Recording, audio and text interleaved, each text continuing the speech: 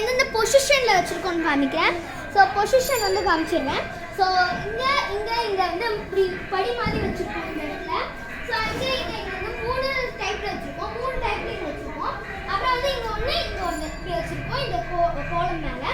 So சுற்றி இந்த கோலம் மேலே இப்படி வந்து சென்டரில் ஒன்று வச்சுருக்கோம் இந்த part of the A.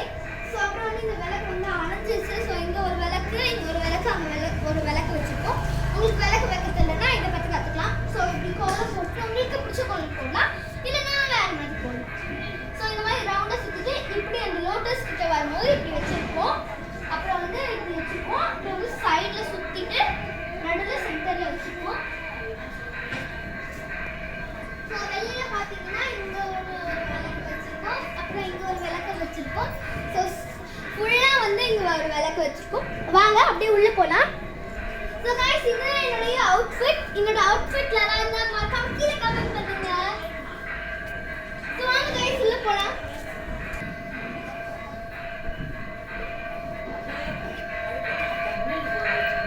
So guys வாங்க. ஸோ சுத்தி வந்து வச்சிருக்கோம்.